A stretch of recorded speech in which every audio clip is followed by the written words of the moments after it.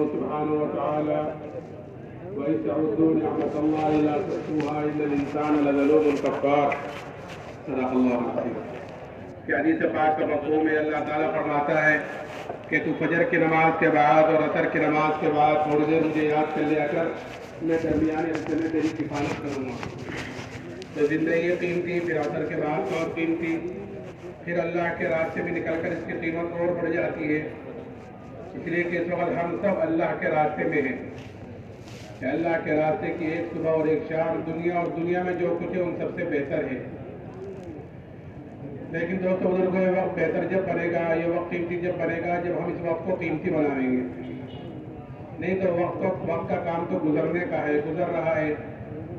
کس کی کتنی زندگی گزر گئی ہے ہر ایک کو پتا ہے، لیکن آگے کس کی کتنی باقی ہے یہ کسی کو کچھ پتا نہیں ہے.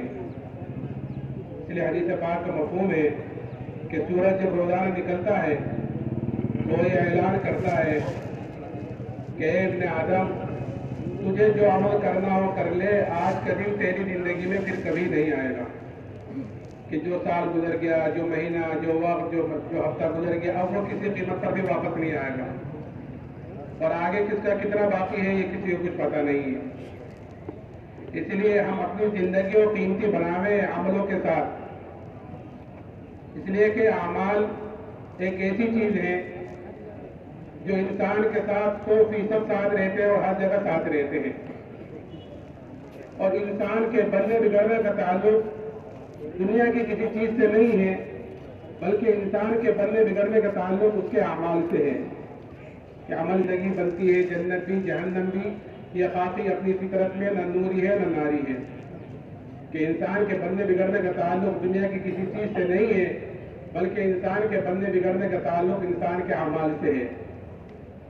اعمال کہلاتے ہیں کہ 24 گھنٹے جو انسان جو کام کرتا ہے، کھانا ہے، پینا ہے، سونا ہے، کمانا ہے، خرچ کرنا ہے، شادی بیاہ ہے، جہاں جس حالت میں بھی ہے جو کام کر رہا ہے وہ اس کے اعمال کہلاتے ہیں. اور یہی سارے کام غیر بھی کرتے ہیں، جو اللہ کو نہیں مانتے وہ بھی یہ سارا کام کرتے ہیں. کمانا بھی ان کے ہاں ہے، خرچ کرنا بھی ہے، شادی بیاہ بھی ہے، سونا جاگنا چلنا پھرنا سارے کام وہ بھی کرتے ہیں، سارے کام مسلمان بھی کرتا ہے. فرق اتنا ہے ان میں اور ہم میں کہ ہمیں ان سارے کام کرنے کا طریقہ بتلایا گیا ہے. لقد کان لکم فی رسول اللہ اسوۃ حسنہ، کہ تمہارے لیے زندگی گزارنے کا بہترین نمونہ اور بہترین طریقہ کہ وہ تمہارے پیارے نبی کا طریقہ ہے، تمہارے پیارے نبی کی زندگی نمونہ ہے. کہ کل قیامت کے دن اللہ تعالیٰ ہر ایک کو اس نمونے کے مطابق دیکھیں گے کہ جس کی جتنی زندگی نبی کے طریقے کے مطابق ہوگی، جس کی زندگی نبی کے میل سے میل کھائے گی، کہ اللہ کے یہاں اس کی قدر و قیمت ہوگی، اللہ کے یہاں اس کی حیثیت ہوگی. اور جس کی جتنی زندگی نبی کے طریقے سے ہٹی بھی ہوگی، جس شعبے میں بھی ہوگا، کہ اتنے ہی اللہ کے یہاں بے حیثیت ہوگا، اتنے ہی اللہ کے یہاں بے قیمت ہوگا. اس لیے ہمیں سب سے پہلے ہمیں یہ دیکھنا ہے کہ میری جو 24 گھنٹے کی زندگی گزر رہی، میں عرض کر رہا تھا کہ یہ سارے کام غیر بھی کرتے ہیں، یہی سارے کام مسلمان بھی کرتا ہے. فرق اس میں اتنا ہے کہ ہمیں ہر کام کرنے کا طریقہ بتلایا گیا ہے. اس لیے کہ دنیا کو کہ فرمایا کہ دنیا سجن المؤمن و جنت الکافر، کہ دنیا کے مومن کا جیل خانہ ہے اور کافروں کی جنت ہے. اور یہ ہر آدمی جانتا ہے کہ جیل خانے میں جو آدمی ہوتا ہے وہ کیسی زندگی گزارتا ہے. وہ اپنی زندگی گزارنے میں، وقت گزارنے میں آزاد نہیں ہوتا کہ جب مرضی کھا لیا، جب مرضی سو گیا، جو مرضی کھا لیا، جو مرضی کام کر لیا. کہ وہ ایسا نہیں ہوتا جیل خانے میں، بلکہ جیل خانے میں جو آدمی ہوتا ہے وہ پابند ہوتا ہے کہ قانون کا پابند ہے. اب جاگنا ہے، اب یہ کھانا ہے، یہ کام کرنا ہے، اس طرح رہنا ہے، اس طرح کرنا ہے، کہ پابندی ہوتی ہے. ایسے ہی مسلمانوں کا، ایمان والوں کا اس دنیا کو جیل خانہ بتلایا گیا ہے. تو یہاں پر زندگی گزارنے میں ہم آزاد نہیں ہیں کہ جس طرح چاہے کما لیا، جس طرح چاہے خرچ کر لیا، جیسے چاہے شادی بیاہ کر لی، اپنے چوکرے پورے کر لیے، جیسا چاہے زندگی گزار لی. کہ اس میں ہم زندگی گزارنے میں آزاد نہیں ہیں، بلکہ ہم اس زندگی گزارنے میں ہم پابند ہیں. پابند کہیں گے کہ جناب رسول اللہ صلی اللہ علیہ وسلم کے طریقے کے. حضور حضرت صلی اللہ علیہ وسلم نے پیدائش سے لے کر موت تک ہر موقع کی دعا بھی بتلائی ہے اور ہر چیز کا طریقہ بھی بتلایا ہے. اگر وہ ہمارا عمل اس طریقے کے مطابق ہو رہا ہے جس طریقے پر کرنے کو بتلایا گیا ہے تو اللہ کیا اس عمل کی پوچھ ہے اور وہ دین ہے.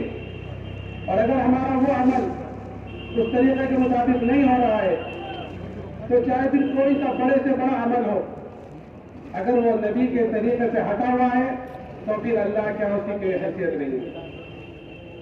نبی کے طریقے کے مطابق ایک آدمی اگر بیت الخلا میں جاتا ہے تو یہ بیت الخلا میں آنا جانا اس کا دین بن جائے گا. یہ بیت الخلا میں نبی کے طریقے کے مطابق گیا ہے. یہاں تک کہ بیوی کے پاس گیا ہے اس کا دین بنے گا. آپ نے یہ بات فرمائی تو صحابہ کو تعجب ہوا کہ یا رسول اللہ، ایک آدمی اپنی خواہش پوری کرنے کے لیے اپنی بیوی کے پاس جاتا ہے تو اس پر بھی اجر و ثواب ہے. آپ نے فرمایا کہ اگر اپنی خواہش ہوتا تو اس پر گناہ ہوتا نہیں ہوتا، کہ جب غلط طریقے پر خواہش پوری کرنے پر گناہ ہو رہا ہے تو صحیح طریقے پر خواہش پوری کرنے پر اجر و ثواب کی ہے. طریقہ بتلایا. تو جو طریقہ ہمارا نبی کے طریقے کے مطابق ہوگا، چاہے کئی گیا کام ہو کہ وہ دین بنے گا، چھوٹے سے چھوٹا کام ہو. اور اگر نبی کے طریقے سے ہٹ کر کوئی ہم اونچے سے اونچا کام کریں، اونچے سے اونچا کام، سب سے اونچا عمل نماز کے بعد، ایمان کے بعد نماز ہے، کہ اگر ہم نماز پڑھ رہے ہیں اور وہ نبی کے طریقے سے ہٹی ہوئی ہے تو وہ نماز کی نماز نہیں رہتی.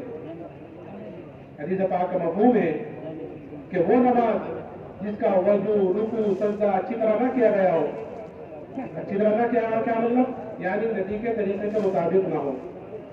نبی نے فرمایا صلو کما رأیتمونی اصلی، کہ نماز ایسے پڑھو جیسے نماز مجھے پڑھتا دیکھ رہے ہو.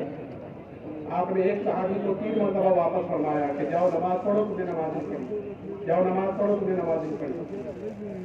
کہ جس نماز کا وضو، رکوع، سجدہ اچھی طرح نہ کیا گیا ہو، یعنی نبی کے طریقے کے مطابق نہ ہو، ہے تو وہ نماز. لیکن حدیث میں آتا ہے کہ وہ نماز پرانے کپڑے کی طرح لپیٹ کر نمازی کے منہ پر واپس مار دی جاتی ہے. حالانکہ نماز ہے لیکن طریقے سے ہٹی ہوئی ہے کہ وہ واپس منہ پر مار دی جاتی ہے. اور پھر وہ نماز خالی واپس مار دی، وہ نماز جاتی ہے تو بددعا دیتی بھی جاتی ہے کہ جیسا تو نے مجھے ضائع اور برباد کیا، اللہ تجھے بھی ایسا ضائع اور برباد کرے. یہ ہے اصل. ہمیں عرض کر رہا تھا کہ حضور صلی اللہ علیہ وسلم نے اپنے پیدائش سے لے کر موت تک ہر موقع کی دعا اور ہر وقت کا طریقہ بتلایا ہے، ہر چیز کا طریقہ بتلایا ہے. تو یہ چیزیں، یہ انسان کے اعمال کہلاتے ہیں. اور یہی اعمال انسان کے ساتھ ہر جگہ ساتھ رہتے ہیں. آپ اس وقت یہاں پر آئے ہوئے ہو تو 100% آپ کے اعمال آپ کے ساتھ ہیں. اگر کسی کا انتقال ہو جاتا ہے تو 100% اس کے اعمال اس کے ساتھ آگے چلے جائیں گے، اچھے ہوں کہ برے. اس لیے حضور حضرت صلی اللہ علیہ وسلم نے اپنے صحابہ کے اندر عملوں کی قدر و قیمت اتاری تھی، تاکہ ہم جہاں ہو، جس حالت میں بھی ہو، سب سے پہلے اپنے عملوں کی طرف سے فکر مند ہوں. مثالیں دے دے کر اپنے صحابہ کو سمجھایا تھا. آپ نے ایک مرتبہ پوچھا اپنے صحابہ سے کہ جانتے ہو تمہاری مثال، تمہارے مال کی، اہل و عیال کی، اعمال کی مثال کیا ہے؟ پھر آپ نے فرمایا کہ اس کی مثال ایسی ہے، آدمی کے 3 بھائی ہوں اور اس آدمی کے اوپر موت کا وقت آوے اور وہ تینوں بھائیوں میں سے ایک بھائی کو بلا کر یہ پوچھے کہ بھائی تم دیکھ رہے ہو میرے اوپر کیا وقت آ رہا ہے، کہ موت کا وقت قریب ہے، تم اس وقت میں میری کیا مدد کرو گے؟ وہ کہتا ہے کہ بھائی میں تو تیرے ساتھ ہوں، جب تک کچھ دنیا میں موجود ہوں تیرے ساتھ رہوں گا، تیری تیمارداری کروں گا، تیری خدمت کروں گا. جب تیرا انتقال ہو جائے گا تو تجھے لے رہا ہوں گا، دفناؤں گا اور تیرے مرنے کے بعد لوگوں میں تیرا ذکر خیر کروں گا، تیری صفات بیان کروں گا. ہوتا نا تعریف کرتے ہیں لوگ مرنے کے بعد، یہ اچھائی تھی، یہ اچھائی تھی، اور کچھ دنوں کے بعد میں یہ بھول جاؤں گا. آپ نے فرمایا یہ بھائی اس کے اہل و عیال ہیں، اس کے گھر والے ہیں جو یہاں ساتھ چھوڑ دیں گے. پھر دوسرے بھائی کو ملا کر یہی پوچھتا ہے کہ بھائی اس مصیبت کی گھڑی میں تم کیا مدد کرو گے؟ وہ کہتا ہے کہ میرا تیرا معاملہ تو، میرا تیرا واسطہ تو صرف موت تک کا ہے، کہ جب تک تیری سانس چل رہی ہے تجھے مجھ سے جتنا نفع اٹھانا ہے، جتنا فائدہ اٹھانا ہے اٹھا لے، کہ جب تیرا انتقال ہو جائے گا تو تیرا راستہ الگ ہوگا، میرا راستہ الگ ہوگا۔ آپ نے فرمایا کہ یہ بھائی اس کا مال ہے۔ آپ دیکھو کہ کوئی چیز انسان کے ساتھ نہیں جاتی، انگوٹھی اگر پہن رکھی ہے نہیں نکلتی تو اس کو بھی کاٹ کے نکال لیتے ہیں، اور کفن بھی اس لیے پہنا دیا جاتا ہے کہ یہ انسان اشرف المخلوقات ہے، کہ اس کی بے حرمتی نہ ہو جائے، اس کی بے پردگی نہ ہو، نہیں تو قبر میں جا کر وہ بھی سل گڑ کر ختم ہو جائے گا، کہ کل قیامت کے دن ہر آدمی اپنی قبر سے ننگا اٹھے گا۔ جس طرح دنیا میں ننگا آیا تھا نا، دنیا میں ننگا آتا ہے، ایسے ہی ہر آدمی اپنی قبر سے ننگا اٹھے گا۔ تو یہ بھائی یہ یہاں ساتھ چھوڑے گا۔ پھر تیسرے بھائی کو یہ پوچھتا ہے، وہ کہتا ہے کہ میں تو تیرے ساتھ رہوں گا یہاں پر بھی، اور جب تیرا انتقال ہو جائے گا تو قبر میں پہنچے گا اور منکر نکیر تجھ سے سوال کریں گے، اور ان کے سوالوں کا جواب میں دوں گا تیرے طرف سے، اور جب کل کو تیرے نامہ اعمال تلیں گے تو تیرے نامہ اعمال کے ترازو میں بیٹھ جاؤں گا اور خوب کوشش کروں گا اس کو وزنی کرنے کی، اس کو بھاری کرنے کی، اس کو جھکانے کی، اور میں تیرے ساتھ رہوں گا یہاں تک کہ تجھ کو جنت میں داخل کرا دوں گا، میں وہاں تک تیرے ساتھ رہوں گا۔ آپ نے فرمایا یہ بھائی اس کے اعمال ہیں۔ پھر آپ نے پوچھا بتلاؤ کون سا بھائی کارآمد ہوا؟ صحابہ نے عرض کیا رسول اللہ پہلے دو بیکاری ثابت ہوئے جو ساتھ چھوڑ دیں گے، کام آنے والا تو یہی ہے جو آخر تک ساتھ نبھائے گا۔ تو یہ اعمال ہمارے ساتھ آخر تک جائیں گے، لیکن ان عملوں کی طرف سے آج مسلمان بہت غفلت میں پڑا ہوا ہے، کہ مسلمان کہ چلو تم ادھر کی جدھر کی ہوا ہے، کہ جدھر کو غیر چل رہا ہے، دنیا چل رہی ہے، دنیا بھاگ رہی ہے، مسلمان بھی انہیں کے پیچھے لائے۔ اس لیے دوستو بزرگوں، ہمیں سب سے پہلے اپنے عملوں کی طرف سے فکر مند ہونا ہے، اور عمل کا دار و مدار کہ انسان کے یقین کے ساتھ جڑا ہوا ہے، کہ جیسے اس کے اندر کا یقین ہوگا بدن سے نکلنے والے اعمال اس کے اعتبار سے ہوں گے۔ اگر اندر کا یقین بنا ہوا ہوگا تو بدن سے نکلنے والے اعمال اس کے اعتبار سے ہوں گے۔ یقین صحیح ہوا تو پھر ان اعمال میں کامیابی دیکھے گا جو اعمال نبی پاک علیہ السلام نے فرمائے، اور اگر اندر کا یقین بگڑا ہوا ہوگا تو پھر بدن سے نکلنے والے اعمال اس کے اعتبار سے ہوں گے۔ اس لیے ہمیں بنیادی طور پر سب سے پہلے اپنے اندر کے یقین کو بدلنا ہے، اپنے اندر کے یقین کو بنانا ہے۔ اندر کا یقین یعنی اپنے ایمان کو بنانا ہے، کیونکہ آدمی کو جو چیز چلاتی ہے عمل کے اعتبار سے، آدمی جو چلتا ہے عمل کے اعتبار سے وہ اندر کی طاقت سے چلتا ہے، ہر چیز اپنے اندر کی طاقت سے چلتی ہے۔ انسان بھی جو چلتا ہے وہ اپنے اندر کی طاقت سے چلتا ہے۔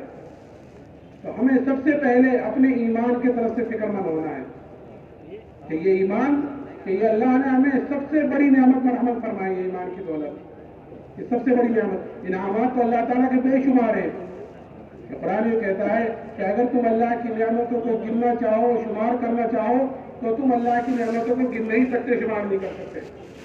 اتنے انعامات اللہ تعالیٰ کے ہماروں پر، قدم قدم پر، سانس سانس پر اللہ تعالیٰ کی نعمتیں بارش کی طرح ہمارے اوپر اتر رہی ہیں، اور ایسی ایسی نعمتیں ہیں کہ اللہ کی ایک نعمت بڑی نعمت ہوتی ہے لیکن ہمارا دھیان ادھر نہیں جاتا کہ یہ بھی اللہ کی نعمتوں میں سے کوئی نعمت ہے۔ اس لیے کہ ہر چیز کی قدر و قیمت، ہر چیز کی قدر و قیمت آدمی کو اس وقت محسوس ہوتی ہے جب وہ چیز ہاتھ سے نکل جاتی ہے۔ جب تک کوئی چیز آدمی کے ہاتھ میں ہوتی ہے اس کی قدر و قیمت کا اندازہ نہیں ہوتا۔ جب کوئی چیز ہاتھ میں اس کو پتہ چلتا ہے کہ کتنی بڑی چیز میں نے کھوئی ہے۔ رسول اللہ صلی اللہ علیہ وسلم نے فرمایا کہ 5 چیزوں کی قدر کر لو 5 چیزوں سے پہلے، اور ان 5 چیزوں میں پوری زندگی آ گئی، اگر ہم غور کریں کہ پہلی چیز کہ جوانی کی قدر کرو بڑھاپے سے پہلے، کہ جوانی ایک مرتبہ آتی ہے، بار بار نہیں آتا، کہ جوانی کی عبادت اللہ کیا مقبول ہے۔ کیوں؟ اس لیے کہ اس میں آداب بھی قوی ہوتے ہیں، آدمی کے اندر خواہشوں کا بھی زور ہوتا ہے، اپنی جوانی کہ اپنی خواہشیں قربان کر اپنی جوانی اللہ کی عبادت میں، اس کے دین کو پھیلانے میں لگاتا ہے، تو ایسی جوانی کی عبادت اللہ کیا مقبول ہے۔ کہ وہ 7 آدمی جو کہ عرش کے سائے کے نیچے ہوں گے، ان میں ایک وہ جوان بھی ہوگا جو جوانی میں اللہ کی عبادت کرتا ہو۔ بہت سارے نوجوان بیٹھے میرے مجمع میں، اپنی جوانی کی قدر، کہ جوانی کی قدر کرو بڑھاپے سے پہلے، اور مالداری کی قدر کرو تنگ دستی سے پہلے، مالداری کی قدر، اور خالی اوقات کی قدر کرو مشغولی سے پہلے، خالی اوقات کی قدر، خالی اوقات کی قدر کیا ہے؟ مثال کے طور پر ماشاءاللہ اتنا بڑا مجمع ہے، امید ہے کہ اس میں سے اللہ کے راستے میں بھی نکلیں گے، جماعتیں بھی نکلیں گی، اور صوبے کے لوگ بھی آئے ہوئے ہیں ماشاءاللہ، جماعتوں میں آنا جانا رہتا ہی ہے کہ خالی اوقات کی قدر کیا ہے۔ ایک مثال کے طور پر میں کہہ رہا ہوں، ایک حدیث پاک کا مفہوم ہے کہ جو آدمی 40 دن اخلاص کے ساتھ ایسی طرح نماز پڑھے کہ اس کی تکبیر اولیٰ فوت نہ ہو، تو اس کو 2 بڑے پروانے اللہ کی طرف سے ملتے ہیں۔